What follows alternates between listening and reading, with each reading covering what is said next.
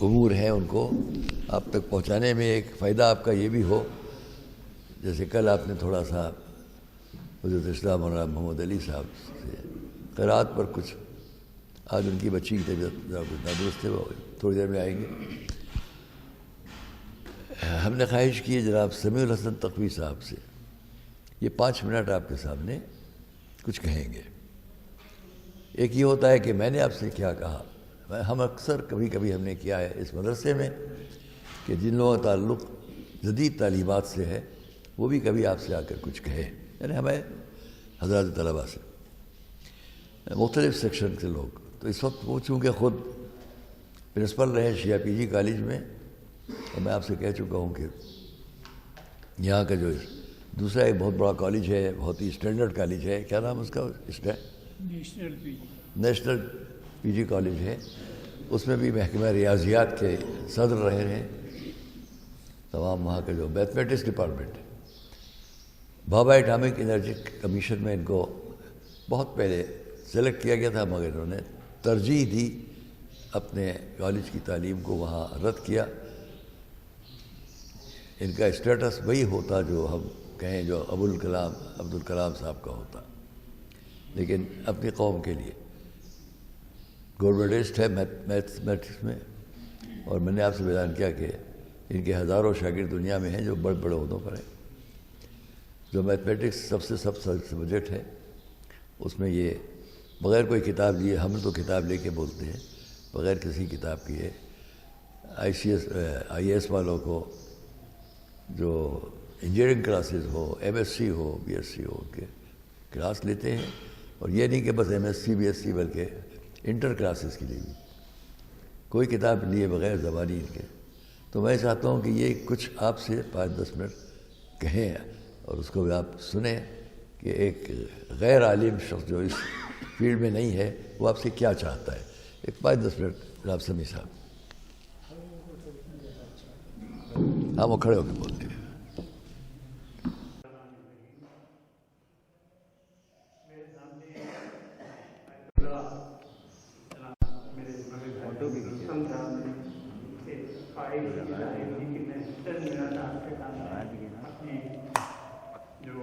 کم علمی کا اظہار کروں.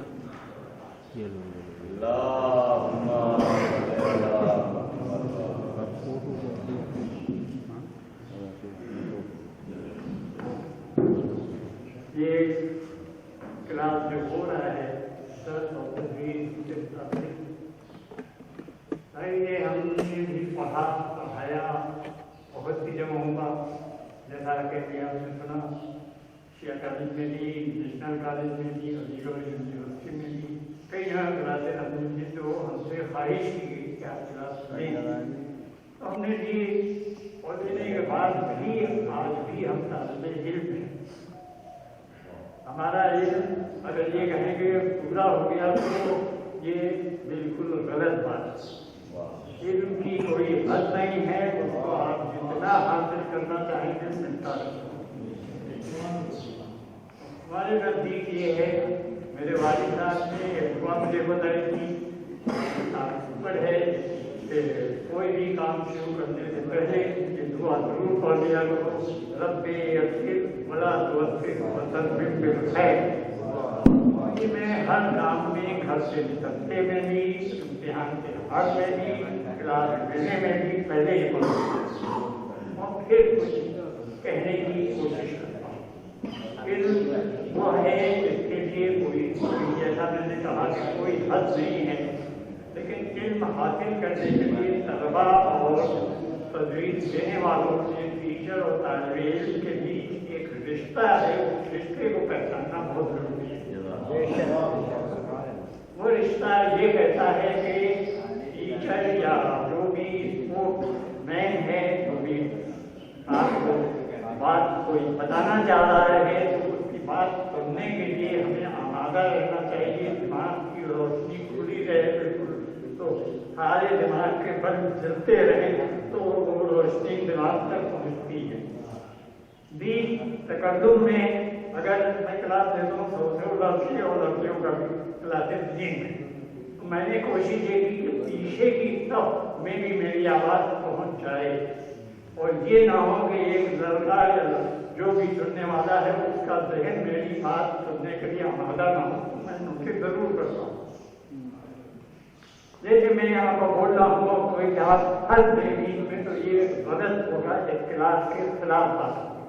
कोई भी इल्म हासिल किया जाए तो उसमें एक डिसिप्लिन का माहौल बहुत ज़रूरी है, और डिसिप्लिन जो है हर जगह, हर लेक्चर, हर यूनिवर्सिटी, हर इदारा, चाहे मदरसा हो या कोई कॉलेज हो, उसमें ये डिसिप्लिन का फैक्टर बहुत ज़रूरी है कि आप पढ़ने वाले की क्या कैफियत होनी चाहिए सुनने के लिए, और पढ़ाने वाले की क्या कैफियत होनी चाहिए। हमने इसी बात को हमेशा प्रयास रखा कि क्लास के अंदर कोशिश ये करेंगे जो वो लड़का जिसकी कुछ भी समझ में नहीं आ रहा वो बात करना चाहिए, जो समझने वाले हों तो समझ ही लेंगे, लेकिन जो इल्म में कमज़ोर है उन तक बात करूँगा। तो हमारे पास क्लास के बाद भी बहुत से लोग क्या कि सर ये बता दीजिए, वो बता दीजिए, तो हम बताने बैठ जाओ वहीं, या खड़े खड़े रास्ते में भी कोई मुझे मिल जाए तो मैं बताने के लिए मत। क्लास ये नहीं कि खाली क्लास क्लास के बाहर भी क्लास चल जाता है, और किसी जगह भी ट्रेन के अंदर भी जा रहा हूँ कोई पूछने आ जाए तो मैं बता दूँ, या किसी रास्ते में। तो ये बहुत अच्छा है तरीका इल्म पहुँचाने का।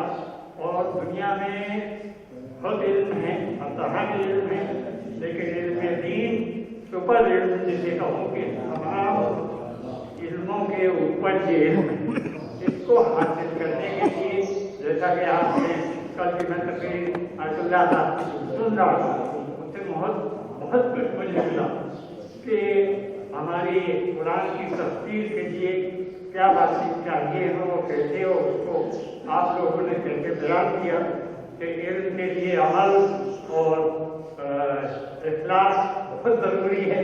तो अमल और इखलास जिसका वो हमारे रसूल ने भी इस बात पर कितना जोर दिया, तो ये बहुत ज़रूरी है कि हम इल्म भी हासिल करें, अमल भी करें।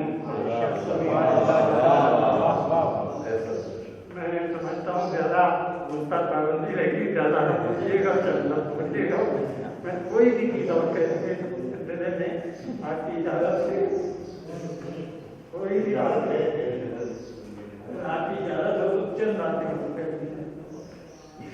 मैं अपनी बात को खत्म करता हूँ। जैसे गई ना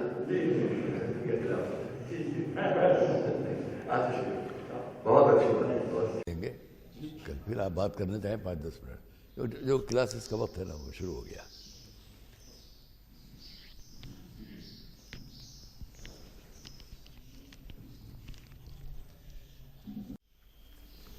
माफ कीजिएगा।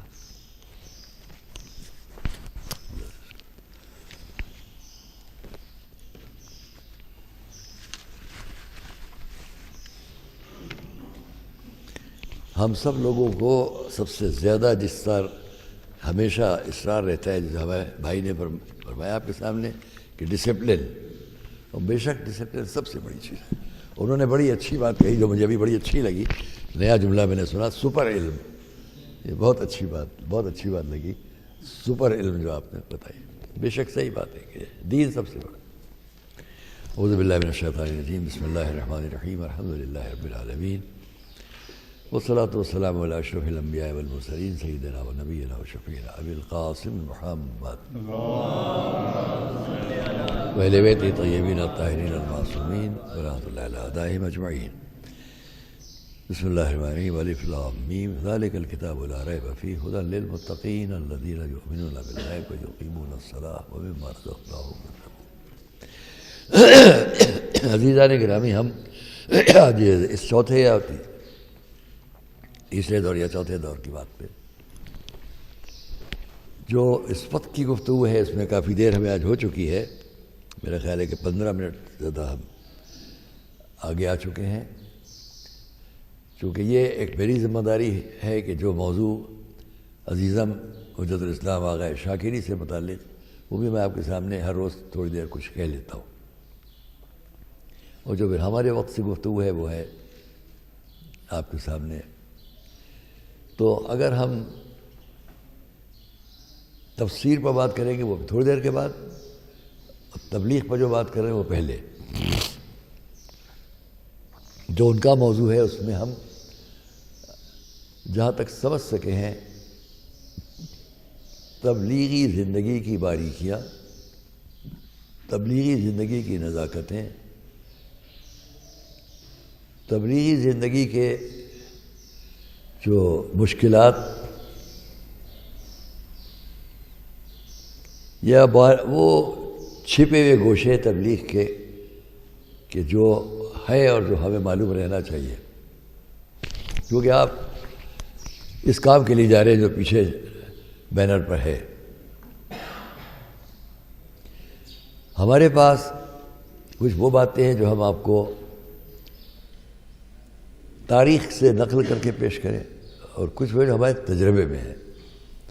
تو ہم سے انہوں نے بھی خواہش یہ کی تھی، چونکہ میں بہت کم سنی سے اسی شوق میں ہوں، اور میں نے آپ سے ایک دن بیان بھی کیا کہ دنیا کی مختلف زبانیں ہم نے سیکھیں، بہت کم سنی وہ لوگوں سے سابقہ ہوا جو ہم سے چاہتے تھے کہ ہم بڑے ہوں، جب ہم کم سن تھے تو مبلغ بنے، اور اس کے لیے ہم نے محنت کی. غالباً 18 سال کا سن تھا جب ہم ایسٹ افریقہ چلے گئے تھے، مشرقی افریقہ پورے علاقوں کا دورہ کیا. 8 دن یہاں اور 7 دن وہاں اور 10 دن وہاں، 6 مہینے ہم وہاں 7 مہینے رہے. وہاں ہم نے سواحلی زبان سیکھی. جانے سے پہلے ہم نے 10 مہینے یا پورے سال بھر گجراتی زبان کی جو ہائی اسٹینڈرڈ بڑے معیار تک کی کتابیں ہیں، الف بے سے لے کے وہ سب پڑھی. لیکن سب سے الگ جہاں بھی گئے جن لوگوں سے بھی سابقہ ہوا اس کو ہم نے یاد رکھا، اور پھر جس ماحول میں بھی گئے. تو اس لیے میں اس کو کہہ رہا ہوں کہ وہ آپ کے سامنے تجربے کی کچھ باتیں ہیں. ان میں سے ابھی میں بات کر رہا تھا عزیزان حجت الاسلام آغا حسنین باقری سے، اور وہ بھی اس موضوع پر ہم آپس میں بات کر رہے تھے. سبھی آپ لوگ سب بہترین، لیکن پہلا سوال یہ ہے کہ آئیے ہم ایک آیت تک جاتے ہیں. 2 مرتبہ اس نے کہا یا اور مرتبہ ان اللہ یأمرکم بالعدل والإحسان، ان اللہ یأمر بالعدل والإحسان، ان اللہ یأمرکم ان تؤدوا الامانات الی اہلہا. اپنے لیے کہا اس نے. اور وَيَنْهَاكُمْ عَنِ الْفَحْشَاءِ وَالْمُنكَرِ وَالْبَغْيِ. یأمرکم کیا ہوا، وَيَنْهَاكُمْ کیا ہوا؟ وہ امر بالمعروف کر رہا ہے اور وہ نہی عن المنکر کر رہا ہے. آگے چلیں. الذين يتبعون الرسول النبي الأمي الذي يجدونه مكتوبا عندهم في التوراة والإنجيل يأمرهم بالمعروف وينهاهم عن المنكر. نبی کیا ہوئے فریضے میں؟ امر بالمعروف نہی عن المنکر. اسی طرح امت وسط قرآن کہہ رہا ہے جو امر بالمعروف نہی عن المنکر کرے. تو امر بالمعروف اور نہی عن المنکر کی لفظوں سے ہمارا بہت آشنا ہے، اچھی طرح جانتے ہیں. امر حکم، معروف نیکی، نیکی کا حکم امر بالمعروف، منکر ناپسندیدہ، نہیں روکنا، ناپسندیدہ باتوں سے روکنا، اچھی باتیں بتانا اور سمیٹ کے اچھی باتیں بتانا، بری باتوں سے روکنا. یہ اس نے اپنے لیے بھی کہا، اپنے نبی کے لیے بھی کہا، خیر امت کے لیے بھی کہا. ہم سب کو شرعی طور پر بھی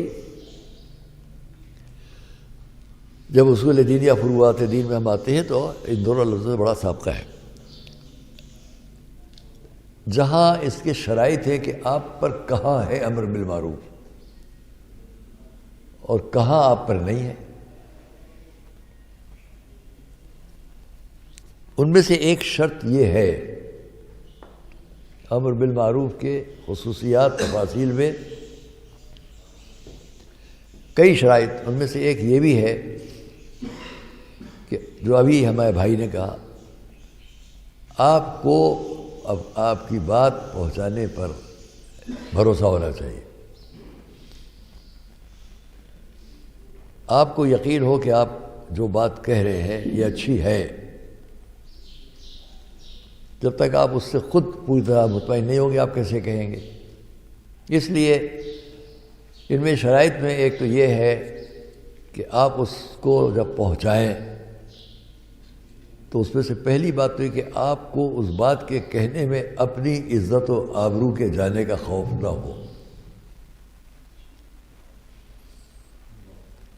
آپ کسی ایسے شخص سے بات کریں کہ جو آپ کی نصیحت سن کے گالی بک دے، غصہ کر بیٹھے، تو آپ کی بات کا اثر کیا ہوگا؟ فساد ہو جائے گا. اس پر میں آپ سے پھر آگے کی کسی بات میں کہوں گا، چونکہ پھر موضوع بدل جائے گا، بہت دیر لگ جائے گی. آئیے دوسری بات یہ کہ آپ کو اپنی جان مال کا خوف نہ ہو، عزت و آبرو کے جانے کا خوف نہ ہو. ان سب چیزوں کے بعد آپ اور اس سے آپ واقف ہو، اس پر یقین ہو. ہمارا کیا حال ہے کہ آج ہم ساری دنیا میں، یہ موضوع بہت تفسیر میں چلا جائے گا، ہم وہاں بات کریں گے. ہم ساری دنیا میں صدیوں سے دیکھ رہے ہیں کہ اسلامی مبلغین کیا کر رہے ہیں. کبھی کبھی میں بہت افسوس میں ہو جاتا ہوں. جب میں بہت کم سنی میں پڑھتا تھا یہاں یا مسئول وائزین، اپنے اساتذہ سے الجھتا تھا. آپ بھی الجھیں، بالکل خوف زدہ ہونے کی ضرورت نہیں ہے. کوئی بات ہے آپ کھل کر کہیں.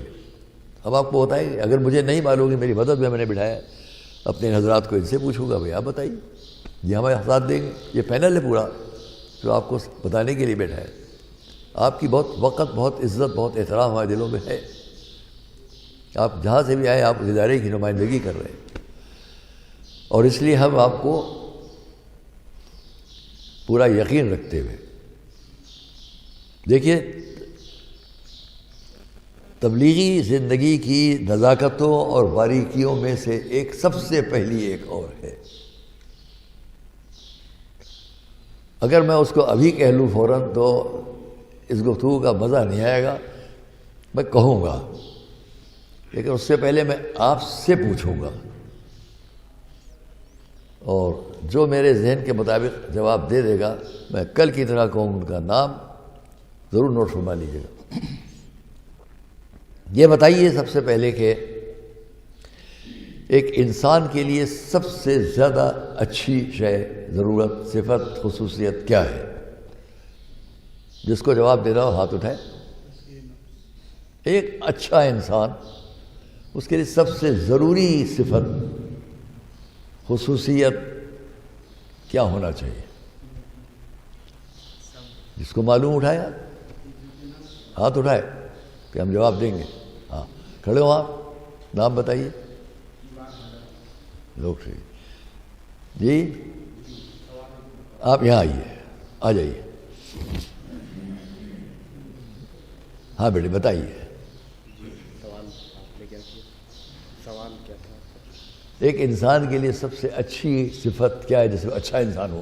جی، انسان کے لیے سب سے اچھی صفت یہ ہونا چاہیے، سب سے پہلے اول اس کا اخلاق، کیونکہ اخلاق سے انسان پہچانا جاتا ہے. ایک منٹ ہو گیا. بسم اللہ. نام کہاں سے ہیں آپ؟ یہ مدرسے امام جعفر صادق اسلام جون. کہاں ہے؟ جونپور. جونپور. بسم اللہ. بس امام جعفر صادق ہمارے دوست مولانا صفدر صاحب. اور بھی کوئی بتائے گا؟ ہاں بتائیے. جی عزت نفس. عزت نفس. دیکھیے بہت اچھا. کیا نام ہے؟ بہت اچھی بات کہی آپ نے. اور کوئی؟ ہاں بتائیے. جی ہاں نہیں کیا کہنا چاہیں گے؟ کیا کہا؟ خندہ پیشانی کے ساتھ پیش آنا. ٹھیک ہے، ماشاء اللہ. کیا نام بتایا؟ کیا لکھ دیجیے جواب، آگے جواب لکھ دیجیے جواب. جی جی. ہم اس باتوں پر آگے بات کریں گے انشاءاللہ. آئیے اب ہم بتائیں. جناب ایک چیز صبر. ہاں بسم اللہ. صبر ہونا چاہیے. ہے صبر. صبر. آپ کا اسم شریف؟ عباس مہدی. عباس مہدی. کہاں سے ہیں؟ نازمیہ سے. بسم اللہ. جی سخی تقویٰ پرہیزگاری. تقویٰ. جی ہاں بے شک، بالکل نوٹ کیجیے. نام بس بیٹے اب ہم آپ سے بتاتے ہیں. بڑے اچھے جوابات سب کے آئے. اخلاق جس نے کہا میں ان سے بھی کچھ کہوں گا. جنہوں نے صبر کہا، تقویٰ کہا، ان سب کے جوابات کے پیچھے میرے ذہن میں بہت سی باتیں ہیں. اگر میں کہوں تو وہ پھر اسی میں پورا وقت نکل جائے گا. اور صبر کہا، خندہ پیشانی کہا، ہے نا، خندہ پیشانی کہا ہے. اسی لیے سب ٹھیک جواب ہے، سبھی ٹھیک ہے. لیکن ان سب میں ایک بات پر آدمی جھجک جاتا ہے. مہوا میں ہم ایک بہت بڑے پروگرام میں تھے. وہاں ایک بہت بڑی مسجد کا افتتاح تھا. شاید گجرات کی سب سے بڑی مسجد وہی ہے. اس میں تھا اور ہمارے برادر محترم حجت الاسلام آغا مہدی مذہبی پور بھی تھے. ایک نماز انہوں نے پڑھائی، ایک ہم نے پڑھائی. مجمع تھا پیچھے بہت بڑا. جن کی تفسیر نمونہ ہے، ان کے نمائندے جو ہندوستان میں وہ بھی ہمارے شاگرد تھے، وہ بھی وہاں تھے. اور بہت حضرات تھے. وہاں شام کو ایک پروگرام تھا جس میں ہم اور پوری دنیا میں جن کے کروڑوں چاہنے والے اور ماننے والے اور ان کے ہے مراری باپو وہ بھی تھے. ان کی تقریر تھی، میری تقریر تھی رات کے پروگرام. اس بات کا جواب ہم ابھی آپ کو بتاتے ہیں. یہ ہے تبلیغی زندگی کے وہ اصول کے جن کو ہم اور آپ اگر آج شیئر کر رہے ہیں آپس میں آپ سے سیکھ رہا ہوں، آپ مجھ سے سیکھ رہے ہیں. تجربات کی بات ہے، بڑی اچھی بات ہے، سب سامنے آئی. تو وہاں ہم نے اپنی تقریر میں جو کہا، یہ ریکارڈ ہو رہی بات میں بتا رہا ہوں. اس وقت اور اسی بات کو ہم نے دہرایا دوبارہ دہلی کے ایک بہت بڑے پروگرام میں، جہاں ان کی کتھا چل رہی تھی مراری باپو کی. کم سے کم اس کے 1 لاکھ کے قریب، اور پھر ان کے لائیو ٹیلی کاسٹ میں پوری دنیا میں کروڑوں آدمی اس بات کو سن رہا تھا. ہم نے وہاں بھی کہا، یہاں آپ کے سامنے اس لیے دہرا رہے کہ تبلیغی زندگی میں ہم بہت دوڑے ہیں اور آپ کے سامنے تجربات کی بات ہے. جس پر مراری باپو نے کہا یہ مجھے بھی نہیں معلوم تھا. مجھے اچھا لگا ایک اتنا گیانی آدمی ایسی بات کہے. وہاں ہمارے عزیز مولانا فرید الحسن صاحب بھی ہمارے ساتھ تھے اس دہلی کی کتھا میں جو راج گھاٹ پہ ہو رہی تھی. دیکھیے، اگر کوئی یہ کہے کہ ایک انسان کے لیے سب سے، اس لیے کہہ رہا ہوں کہ تبلیغی زندگی میں ہم اور آپ، اس کا تمسک کہاں سے، وہ ابھی آپ کے ذہنوں میں آ جائے گا. امر بالمعروف نہی عن المنکر، اچھائی بتاؤ، برائی سے روکو. اگر اس کے پاس صبر نہیں ہے تو بہت سی جو جگہ پر وہ امر بالمعروف اور نہی عن المنکر میں چوٹ کھا جائے گا. اگر اس کے پاس خندہ پیشانی نہیں ہے تو وہ اپنے مقابل کے مقابلے میں جھنجلا جائے گا، ہار جائے گا. اگر اس کے پاس اخلاق نہیں ہے تب بھی وہ جس شخص کے سامنے اپنی تبلیغی زندگی پیش کر رہا ہے وہ ناکام ہو جائے گا. اور بھی کسی نے کچھ کہا تھا نا؟ تزکیہ نفس. جی ہیں؟ عزت نفس، عزت نفس، عزت نفس، یہ بہت بڑی بات ہے۔ عزت نفس کے لیے بھی ان میں سے ہر موضوع پر ماشاءاللہ بہت اچھی بات ہے آپ لوگوں نے کہی، میں بہت خوش ہوا ہوں۔ عز دو لفظوں میں آپ پوری دنیا کے سامنے جا سکتے ہیں۔ حضور کے قول سے یہ دو لفظ ہیں بس، لمبی حدیث بھی یاد کرنے کا موقع نہیں، لمبی آیت بھی یاد کرنے کی ضرورت نہیں، دو لفظ ہیں، اعز تعز، کافی ہے۔ عزت کرو عزت ملے گی، حضور کا قول، اعز تعز۔ اب اسی میں دو لفظ اور ہیں، وہ بعد میں کہوں گا۔ تو اگر اس کو ہم سامنے رکھیں، بہت سے لوگ یہ کہتے ہیں کہ وہ بڑا کامیاب انسان ہے، آج بھی بڑا، اس لیے سب لوگ، بہت سے لوگ، دیکھیے ہم کیا کریں، ہماری تبلیغی زندگی میں ہم پریشان ہیں، ہم کو پیسہ نہیں ہے، دولت نہیں ہے، ہم کیا کریں؟ دولت چاہیے۔ یہ مدرسہ جب بنا تو بانی اس کے سرکار نبی ملت نے کسی شخص کے جواب میں پھر یہ کہا، اب اس مدرسے کو غربائے مومنین بنائیں گے۔ اور جتنے آپ بورڈ دیکھیں گے اوپر پتھر لگے ہوئے ہیں سب کے ناموں کے، میں جس آفس میں بیٹھتا ہوں، جو سامنے جہاں حسابات ہوتے ہیں، ان دونوں آفس کے اوپر بھی جو پتھر لگے ہوئے ہیں، یہ سب غربائے مومنین تھے۔ ان غربائے مومنین میں سے ایک شخص سے میری جب ملاقات رہی تو معلوم ہوا کہ وہ آج استخارہ کرایا، پانی کا ایک جہاز خریدنے جا رہا ہے وہ شخص۔ تو میں نے پوچھا یہ استخارہ آ گیا تو آپ یہ کتنے کا جہاز خریدیں گے؟ تو انہوں نے کہا سب سے کم قیمت کا جہاز جو ہے وہ 150 کروڑ روپے کا ہے، 150 کروڑ روپے کا وہ جو یہ جہاز خریدا ہے، جس کا باپ غربائے مومنین میں تھا۔ دین کے راستے میں کام کرنے میں انسان کو غربت، دولت، ریاست، حکومت، ان چیزوں کا وہ نہیں دیکھ رہا ہے۔ وہ خود بہت بڑا دولت مند اس لیے ہے کہ دنیا کے انسان کو اچھی بات بتانے جا رہا ہے، ایک انسان کو اچھا بنانے جا رہا ہے، ایک انسان کی بنیاد آپ انسانیت کی ڈالنے جا رہے ہیں، بہت بڑا کام۔ اس لیے میں بات تمام کروں کہ جو میں نے وہاں بھی کہا اور یہاں بھی ہر جگہ کہتا ہوں،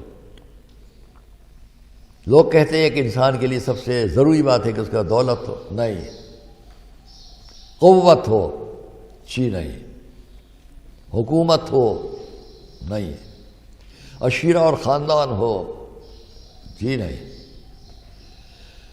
اس کے پاس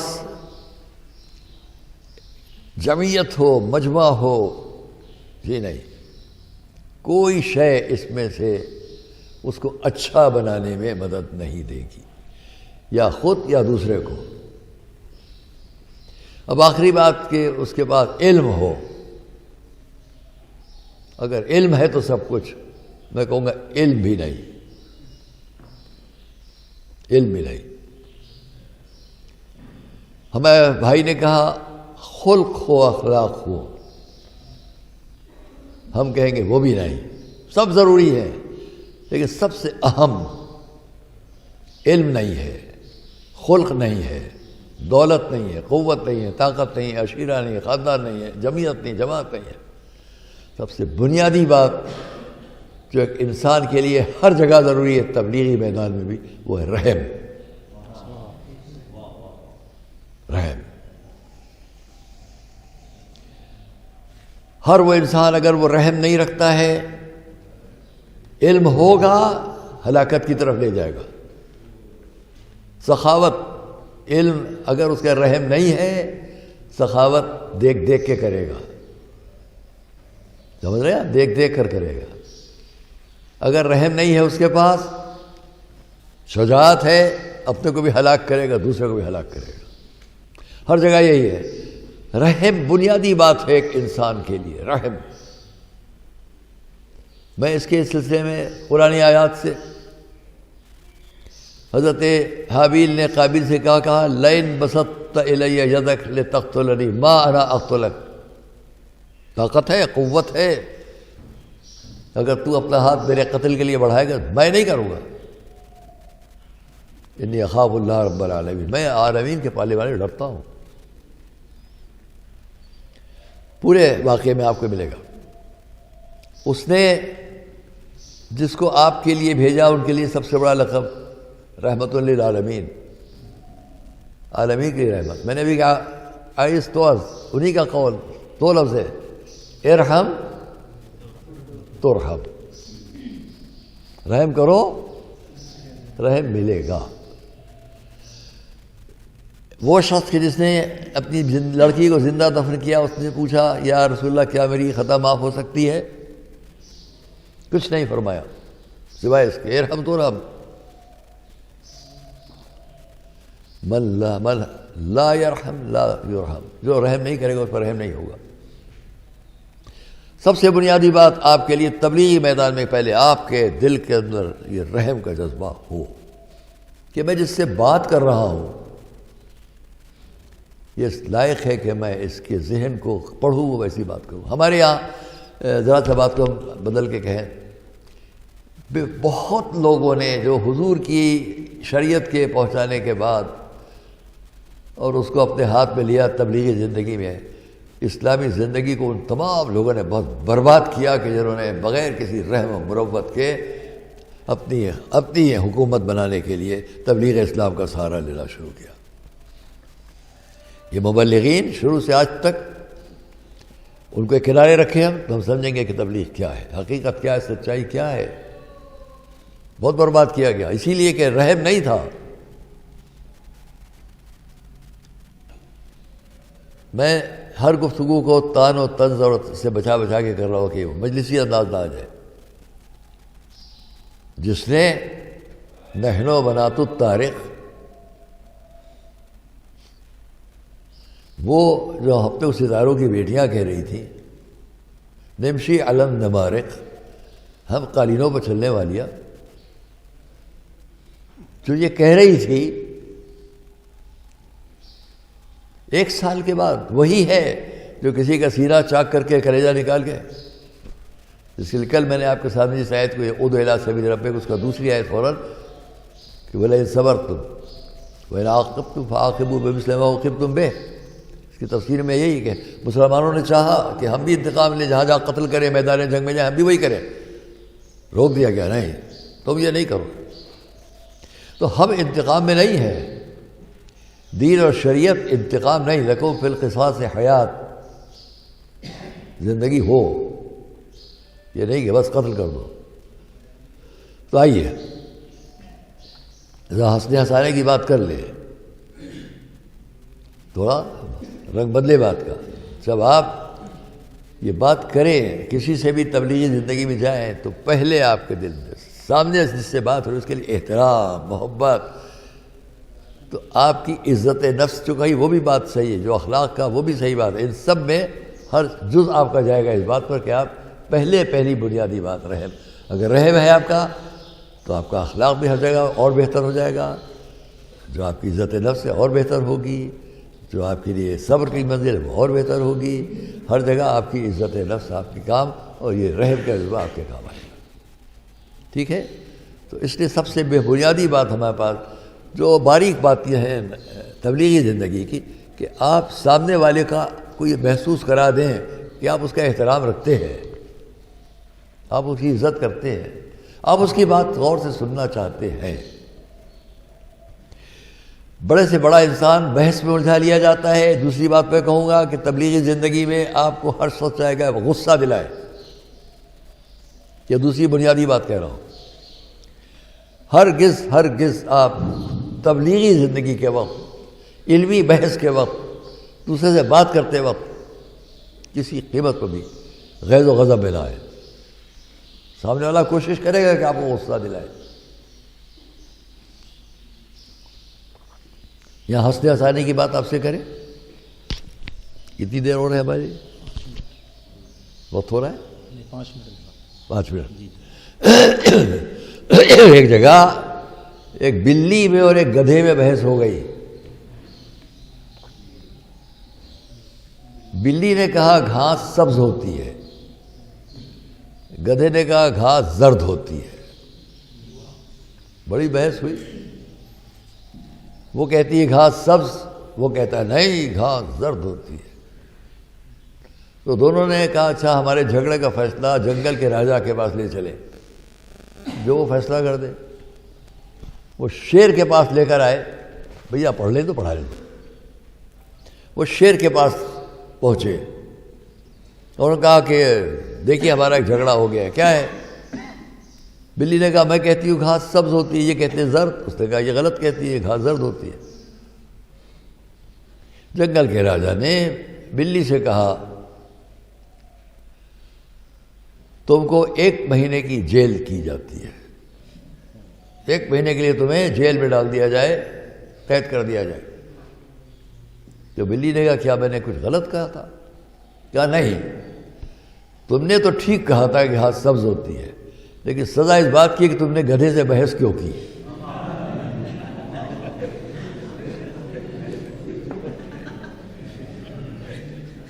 ہے نا؟ بہت سی جگہوں پر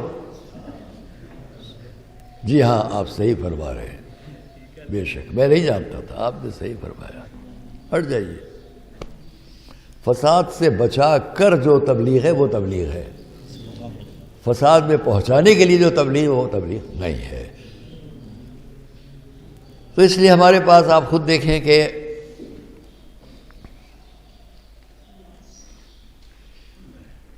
تبلیغی زندگی کا ایک چھوٹا سا گوشہ۔ بسم اللہ الرحمن الرحیم، ان اللہ یأمرکم ان تؤدوا الامانات الی اہلہا۔ کہاں آئی ہے؟ وہ کیسے آئی؟ فتح مکہ ہے، حضور نے فرمایا خانہ کعبہ کی چابی مانگ لو، خانہ کعبہ کھولا جائے، دروازہ کھولا جائے، میں نماز پڑھوں گا۔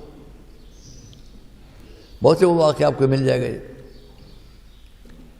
کون ہے، کس کے پاس ہے؟ وہ بنی شیبہ میں سے جو تھا غالباً طلحہ ابن عثمان یا عثمان ابن طلحہ اس کا نام ہے، اس سے کنجی مانگی گئی، اس کے پاس خانہ کعبہ کی کنجی ہے، اس سے کنجی مانگی گئی۔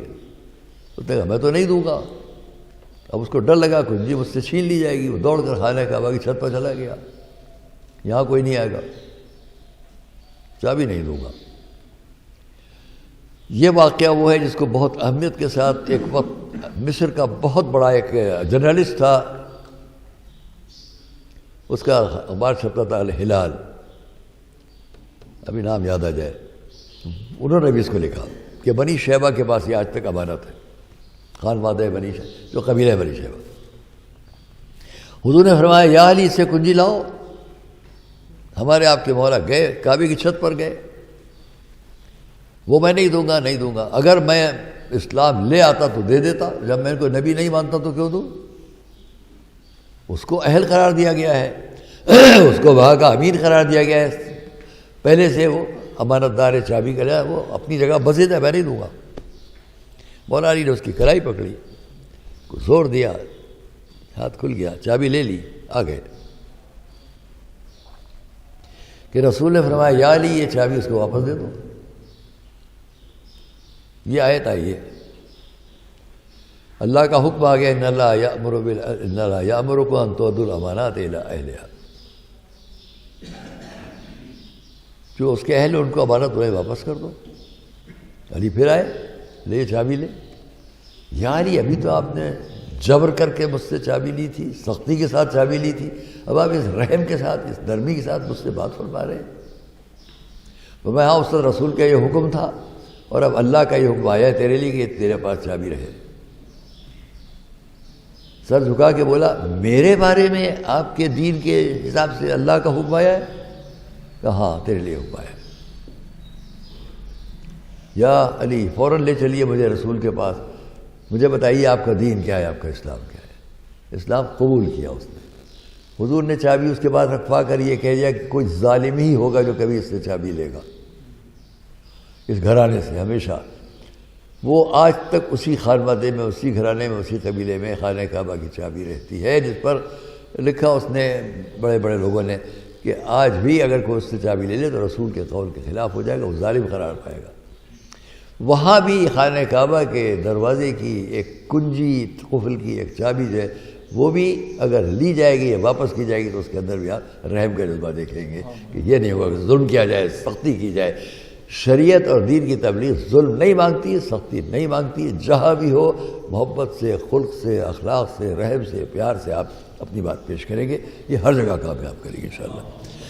بسم اللہ اللہ و ملائکتہ یصلون علی النبی یا ایھا الذین آمنوا صلوا علیہ وسلموا تسلیما۔ اب آپ دوسری بات چاہیں تو میں فوراً شروع کر دوں یا وقفہ کر لیں، جیسا بہتر سمجھیں۔ وقفہ بہتر سمجھیں گے تھوڑی دیر کا، یا شروع کر دیں دوسری بات؟ کیا بہتر ہے؟ سب لوگ سننا چاہتے ہیں۔ چلیے آئیے تفسیر کی بات اب ہم شروع کریں۔ بسم اللہ الرحمن الرحیم۔ میں نے جہاں سے آپ کے سامنے سورہ البقرہ کی، اس میں لفظ کفر، اس پر میں آپ سے بہت اہمیت کے ساتھ بات کروں گا، آج نہیں کروں گا، لیکن ہم جس بھارت میں رہتے ہیں، جس ملک میں رہتے ہیں، یہاں ہم کو جن لوگوں سے ہم وقت سابقہ ہے اس میں آپ سب کو جانا ہے، اس پورے مجمع کے سامنے۔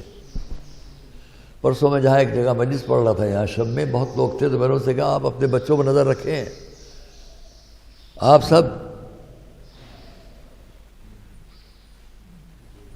بہت سی باتیں ذہن میں آنے لگتی ہیں۔ آئیے یہ تبلیغی زندگی کا معاملہ خرابی تک کیوں لے گیا ہم کو، اور آج پوری دنیا میں اس کے مسائل ہمارے سامنے کیوں آئے؟ میں آپ کے سامنے خود قرآن کریم کی ایک آیت کی تلاوت کرتا ہوں۔ بسم اللہ الرحمن الرحیم، سورہ آل عمران کی آیت ہے اور 7 نمبر کی آیت ہے۔ سورہ آل عمران 7 نمبر کی آیت۔ هو الذی انزل علیک الکتاب منہ آیات محکمات ہن ام الکتاب واخر متشابہات فاما الذین فی قلوبہم زیغ یتبعون ما تشابہ منہ ابتغاء الفتنہ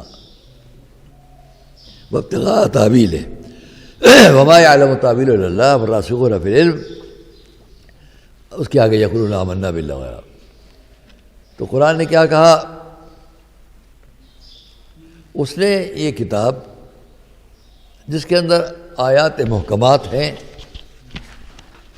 اور بعض متشابہ ہیں، اور متشابہ آیات ہیں جن کے دلوں میں زیغ ہے، کینہ ہے، وہ اپنے قلوب کے حساب سے، اپنے امور کے حساب سے فائدہ اٹھاتے ہیں متشابہ آیات کا،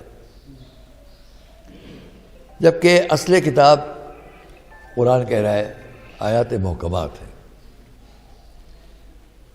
اب ہمارے اور آپ کے سامنے تفسیر کی بات ہے، چونکہ قرآن 90% مجازات ہے، کنایات ہے۔ دنیا کی تمام زندہ زبانیں فصاحت و بلاغت کے معیار کو سامنے رکھ کر جب بات کرتی ہیں تو اس کے اندر کنایے سے، اشارے سے، تشبیہ سے، مثال سے بات ہوتی ہے۔ قرآن نے کہا لو انزلنا هذا القرآن على جبل لرأيته خاشعا متصدعا من خشیۃ اللہ، خاشعا کیا قرآن کہہ رہے ہیں؟ لرأيته خاشعا متصدعا من خشیۃ اللہ، اللہ کے خوف سے ٹکڑے ٹکڑے، ریزہ ریزہ۔ پھر کیا کہا؟ وَتِلْكَ الْأَمْثَالُ نَضْرِبُهَا لِلنَّاسِ لَعَلَّهُمْ يَتَفَكَّرُونَ۔ فکر والوں کے لیے، عقل و فکر والوں کے لیے بات ہے۔ لعلہم یتفکرون، خود فکر کیا ہے عزیزو دوستو؟ ہر چیز کی ایک مشق ہے، پریکٹس ہے، ایکسرسائز ہے۔ یہ کرنے میں بھی ایک ایکسرسائز ہے، جب ہم یہ کرتے ہیں اس کی بھی ایکسرسائز ہے، ہر چیز کی ایکسرسائز ہے۔ آپ کی صلاحیتوں کی ایکسرسائز کی جگہ کون ہے؟ آپ جو پڑھ رہے ہیں، لکھ رہے ہیں، سب کر رہے ہیں، اس کی ایک مشق، اس مشق کی جگہ ہے آپ کی عقل۔ اس عقل کی بھی ایک ایکسرسائز ہے۔ یہ میں نہیں کہہ رہا ہوں، احادیث کی روشنی میں بات ہے. اس عقل کی بھی ایک مشق کی جگہ ایک ایکسرسائز ہے، وہ ہے فکر، تفکر. التفکر ساعہ خیر من عبادت سنت، حضور کا قول نہیں، آگے بڑھا کے بات کی. التفکر ساعہ خیر من عبادت سنتین، پہلے فرمایا 1 سال کی عبادت سے بہتر، 2 سال کی عبادت، جی نہیں، اور بڑی بات. التفکر ساعہ خیر من عبادت 60 سنہ. تو 60 مبالغہ کے لفظ، جتنا غور کرو. اور تفکر کے لیے بھی ایک ایکسرسائز ہے. اس کو غالباً کتاب الملائکہ میں نے دیکھا، قول معصوم میں، کہ تفکر کی بھی جگہ ہے، اس کی بھی ایکسرسائز ہے. وہ کیا ہے؟ الصمت، خاموشی. خاموشی کی جگہ ڈھونڈ لیں گے، وہاں ہم اپنے غور و فکر میں کھو جائیں گے. یہ غور و فکر ہماری عقل کو اتنی طاقت دے گا کہ نہیں کتنی چیزوں تک ہم پہنچ جائیں گے جو ہم نہیں جانتے. تو اس لیے ہمارے پاس بہت سی جگہوں پر مشکل یہی ہے کہ جو غلط لوگ تھے انہوں نے غلط طریقے پر اپنے مفادات کو سامنے رکھ کر قرآنی احکام، قرآنی آیات کی تفسیر بیان کرنا شروع کی. لیکن ہمارے اور آپ کے لیے سب سے بہتر یہ ہے کہ ہم اس تعصب سے الگ رہ کر دیکھیں شریعت کی زندگی کو، جس کو حضور نے، پہلے آپ غور کیجئے کہ 40 سال تک خود ہرا فاران مکے سے نکل کر، اپنے گھر سے نکل کر، آبادی سے نکل کر سناٹوں میں جانا، جس پر بہت سے مورخین نے لکھا کہ ان خاموشی کی جگہوں پر حضور غور فرماتے تھے. تو خیر یہ تو ان کا اپنا کہنا ہے جو دنیاوی اعتبار سے رسول کی ذات کو دیکھے، کیونکہ وہاں خاموش جگہوں پر رہ کے کچھ سیکھا، ایسا نہیں ہے. ہم کو اور آپ کو سکھانے کی باتیں ہیں کہ جس سے ہم اور آپ اپنی عقل و فکر کو جگائیں، آواز دیں. ہماری اس تفسیر کی زندگی کو، جو قرآن کریم کی شریعت، تفسیر کیا؟ شریعت، قرآنی شریعت تفسیر ہے. اس کو پیش کرنے کے لیے میں نے کل بھی کہا، اس سے پہلے بھی کہا، آج پھر دہراؤں گا، جب ہم پرجوش ہو کر بات کرتے ہیں تو ہماری تمام مبلغین نے لفظ کفر کو بہت اپنایا، بہت اپنایا. بس یہ کافر، وہ کافر، وہ کافر، وہ کافر. ہمارے ملک میں اس کا ایک تعصب پیدا ہوا ہے، بہت شدید تعصب ہے اس وقت، جس پر ہم بہت سی جگہ بات کر چکے، وہ آپ سے بھی بات کریں گے. کل بھی ہم نے آپ سے کہا کہ کشف المعانی عن اللفظ المشکل، مشکل لفظ کے اندر جو معنی چھپے وہ ہٹاؤ. یہاں مجھے جوش ملی آبادی کے قطع یاد آ گیا، جو اس جگہ پر آپ کو ذرا رنگ بدل جائے گا، آپ کو اچھا لگے گا. قاموس و لغات سے گزر کر دیکھو. قاموس لغت، قاموس و لغات سے گزر کر دیکھو. قاموس و لغات سے گزر کر دیکھو. دوسرا مصرع یاد نہیں آ رہا ہے. الفاظ کے سینوں، الفاظ کے سر پر نہیں اڑتے مانا، الفاظ کے سر پر نہیں اڑتے مانا، الفاظ کے سینوں میں اتر کر دیکھو. بات سچ ہے کہ ہم جانے کتنے ہیں. خیر، تو آئیے ہم تفسیری زندگی، جو میرے بار بار ذہن میں جاتا ہے، جو ابھی تھوڑے پہلے تقریر کر رہا تھا آپ کے سامنے کہ تبلیغی زندگی کا کیا مفاد ہو، تو میں تفسیر پر بات کرنا چاہتا ہوں. تفسیر کے سلسلے میں ہمارے سامنے لوگ کہنے لگے کہ جناب یہ تفسیر تو نامکمل ہو جاتی ہے اگر ہمارے وہ بڑے ہو فلاں نہ ہوتے. بہت اچھی بات لکھی تفسیر نمونہ میں حضرت آیت اللہ رضوان شیخ ناصر مکارم شیرازی صاحب نے اپنی تفسیر میں شروع میں بھی ایک دلیل بہت اچھی دی جو مجھے اچھی لگی. تفسیری زندگی میں کسی کو یہ نہ سمجھنا چاہیے کہ قرآن کریم جو ہے وہ ناقص تھا بعد میں کامل ہوا، لیکن اگر ایسا ہوتا تو رسول یہ نہ فرماتے کہ انی تارک فیکم الثقلین کتاب اللہ۔ حضور کا فرمان تھا کہ دو چیزیں چھوڑ لو، اس کے مطلب قرآن ہے اس شان میں ہے جو آگے تک جائے گا اور جس کو اہل بیت کے ساتھ ہونا ہے۔ ہاں ٹھیک ہے، کسی صاحب نے لکھا ان کا نام منسوب ہو گیا، کسی صاحب نے لکھا ان کا نام منسوب ہو گیا۔ ہمارے آپ کے سامنے پہلے تو ہم اس پر بات کر رہے ہیں کہ تفسیری زندگی کی خرابیاں کیا ہیں۔ لوگوں نے اپنے مفادات کی، جو کل میں کہہ چکا کہ 21 سال والے، 23 سال والے اور 2 سال والے، یہ عام ہو گئی بات۔ علماء اسلام کی خدمت میں اگر ریکارڈنگ کے ذریعے بات کبھی بھی جائے تو میں کہہ سکتا ہوں کسی شخص نے بھی اگر حضور کے قول کو، عمل کو سمجھا ہو تو یہ دیکھ لے گا اور سمجھ لے گا کہ سب سے قریبی کون ہو سکتے ہیں تفسیر کے پیش کرنے والے۔ یہاں میں رکتا ہوں، ایک سوال پھر کروں گا آپ سب حضرات سے، امتحان نہیں ہے، جو فوری طور پر جواب دے دے گا میں اس کا نام لکھوں گا۔ یہ بتائیے مکے میں اور مدینے میں، مکے میں کتنے قرآن کے سورے نازل ہوئے اور مدینے میں کتنے قرآن کے سورے نازل ہوئے؟ کوئی جانتا ہو ہاتھ اٹھائے۔ مکہ معظمہ میں کتنے سورے آئے اور مدینے میں کتنے سورے آئے اور کہاں آئے؟ 86 مکے میں، جی 86 مکے میں ہاں، اور 88 مدینے میں، 28۔ 28 شاباش، نام لکھیے آپ کا، شاباش۔ 86 سورے مکہ معظمہ میں نازل ہوئے، 28 سورے مدینہ منورہ میں آئے، 114 سورے ہو گئے۔ یہ 86 سورے جس جگہ نازل ہوئے اس گھر کا نام کیا ہے؟ کسی کو انکار نہیں ہے۔ میں خود جب گیا حج کرنے تو وہاں کے جو محتمم تھے میرے حج کے سلسلے میں، عامل تھے جن کو عامل شاید کہتے ہیں، تو وہ مجھے لے گئے اس جگہ، وہ دکھائی وہ جگہ، یہاں قرآن نازل ہوا۔ اس جگہ پر حکومت سعودیہ نے اہتمام کیا ہے کہ یہ لائبریری بنا دی گئی جگہ، اور دور دور تک کہیں کوئی نجاست نہ آنے پائے، اس لیے کوئی طہارت کا انتظام نہیں رکھا ہے کہ یہاں صرف طہارت ہی طہارت دکھائی دی۔ اس گھر کا نام ہے جس کو انہوں نے بتایا،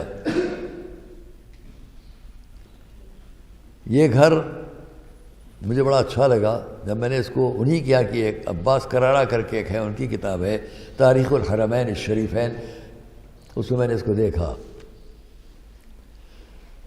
خانہ کعبہ کا نام کیا ہے؟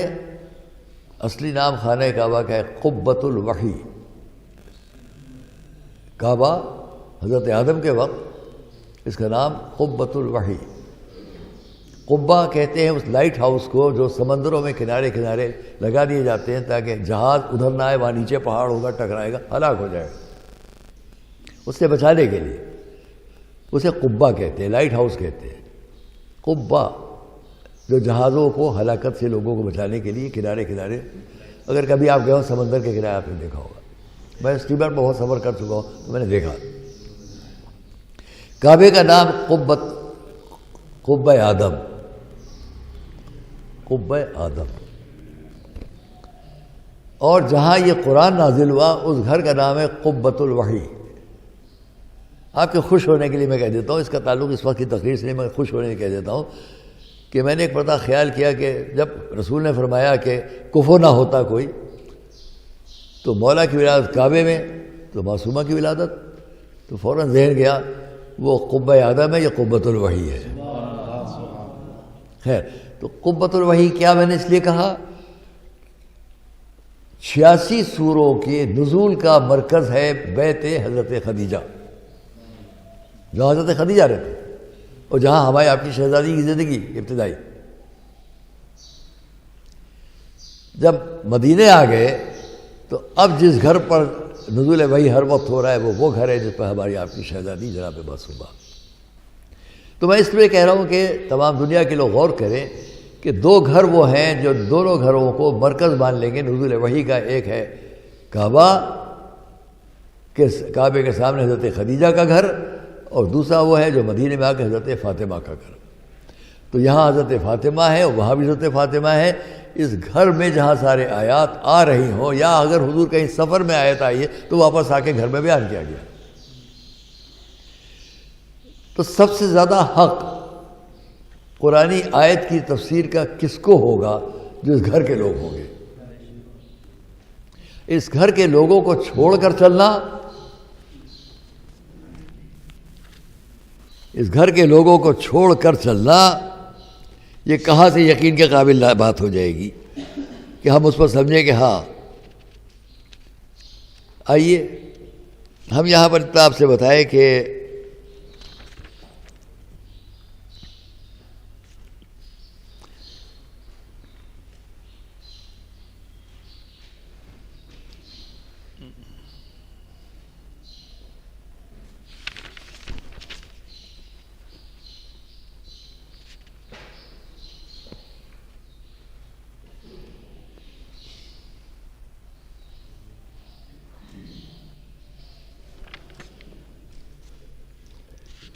ایک صلوات پڑھیں آپ لوگ.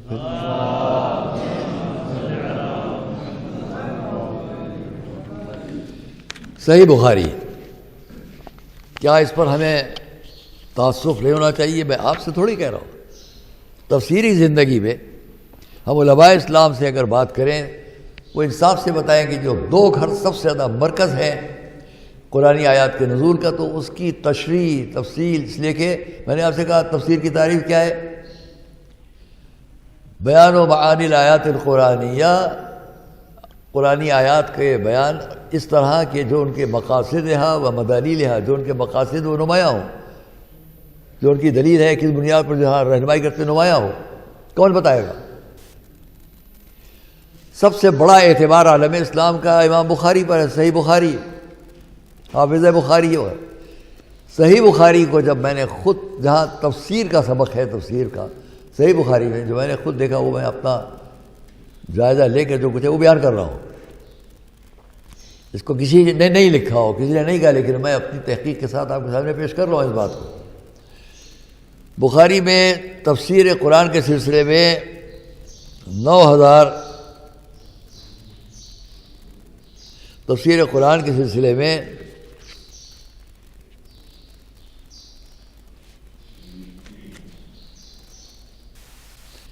9400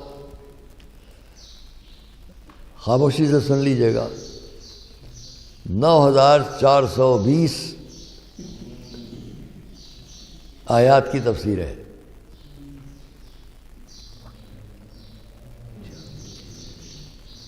یا 942 کے لیے. ان آیات میں جو 2 سال کے اسلام لانے والے ہیں، ان میں سے ابو ہریرہ سے 246 آیات کی تفسیر ہے.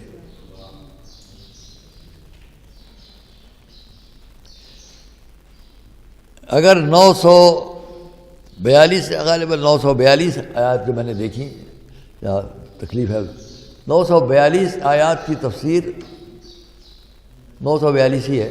بخاری کی 942 آیات، امام بخاری نے 942 آیات کی جب تفسیر کرنا شروع کی تو ان فلاں اس میں ابو ہریرہ سے 246 آیات کی تفسیر ہے. امیر المومنین مولا علی سے صرف 3 آیات کی تفسیر ہے، بس 3. ان میں سے 2 آیات کی تفسیر وہ ہے جو کسی کی پاک دامنی کی گواہی دینے کے لیے. آپ سمجھیں، ایک واقعہ جو پیش آیا تھا زیور کے کھو جانے کا، اس کی واپسی کا، لوگوں کو کچھ شک، تو اس وقت میں کہ کہاں، تو مولا علی نے گواہی دی، میں خود دیکھ رہا تھا. یہ 2 آیات کی تفسیر مولا علی کی طرف سے، تو وہ بھی اس لیے ہے حضرت معصومہ سے صرف ایک روایت، ایک آیت کی تفسیر ہے بس. 942 میں سے ہماری آپ کی شہزادی سے جو تفسیر نقل ہوئی ہے صرف ایک آیت کی. اور امام حسن اور امام حسین سے کوئی نہیں، کوئی روایت نہیں. نوٹ کریں آپ، غلط ہو تو مجھے بتائیے گا. تو جس گھر پر پورا قرآن آئے، جس گھر میں سب نے رسول کے ساتھ اس طرح زندگی گزاری ہو، اس سے آپ کو روایات نہیں مل رہی تھی. میں امام بخاری کے لیے تعصب کے لفظ نہیں کہہ رہا ہوں، وہ میں آپ سے کہہ لوں کہ میں اس کا قائل نہیں ہوں کہ بس متعصبانہ طور سے میں بات کو کر لوں. اسی مدرسے میں بلیسو میں نے بہت جگہوں پر امام بخاری پر محرم کے اشرے میں پڑھا. 56 سال ہو گئے مجھے اشرا پڑھتے ہوئے اسی مدرسے میں. یہ سب آپ دیکھتے ہیں، سب مملو ہوتا ہے سڑکوں تک ہر طرف مجمع بڑا. میں نے امام بخاری میں بات شروع کی تھی آج سے 56 سال پہلے، یہیں اسی مدرسے میں.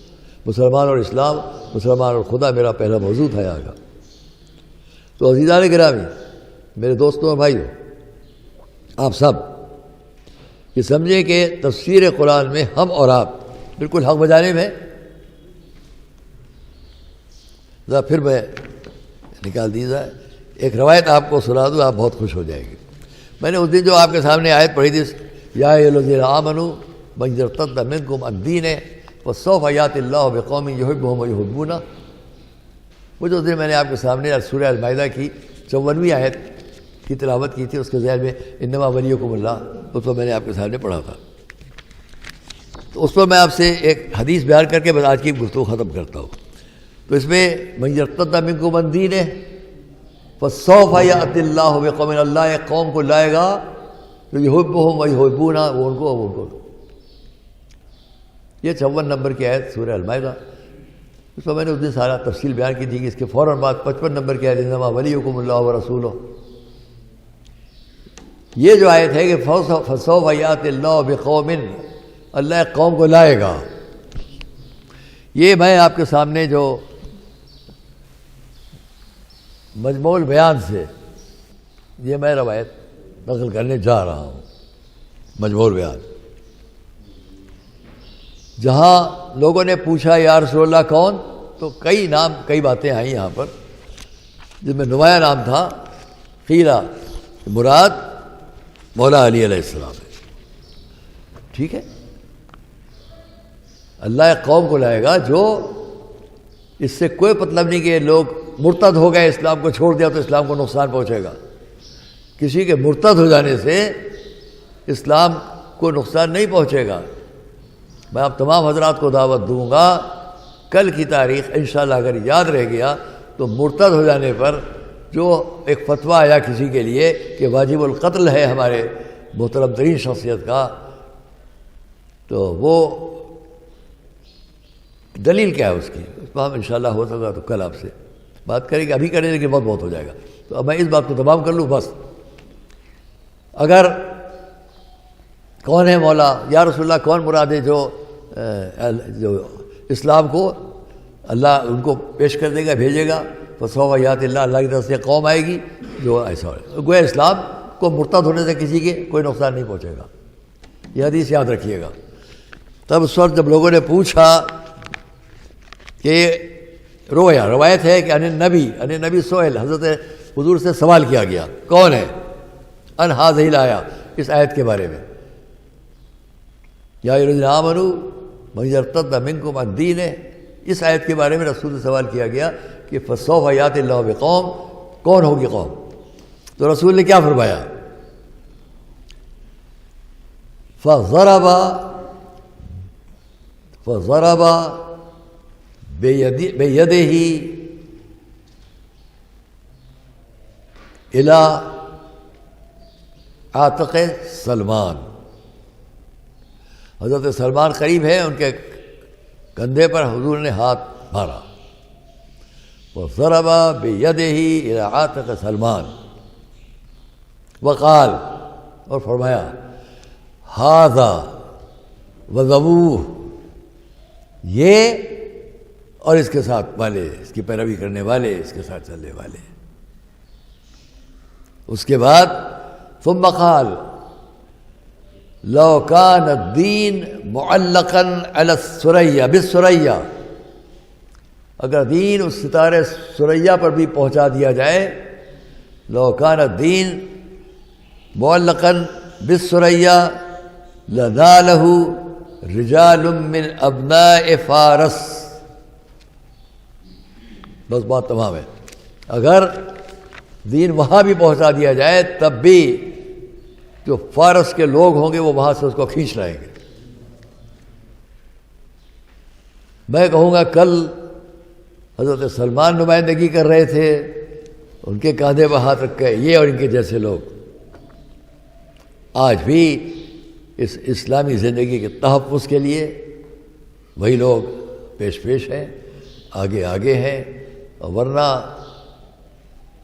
وہ جو ایک اسلام کا دشمن زمانوں سے صدیوں سے ہمارے آگے سامنے ہے، جس کی تقلید میں آج بھی اسلامی زندگی کے مرکز جا رہے ہوں.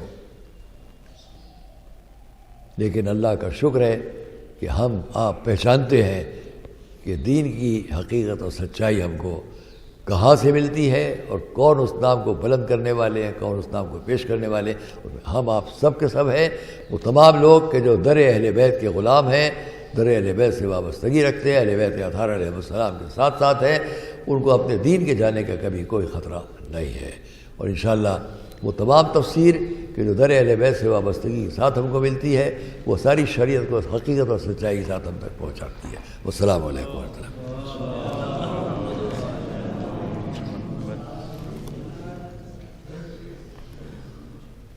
وقت زیادہ تو نہیں ہوا؟ نہیں.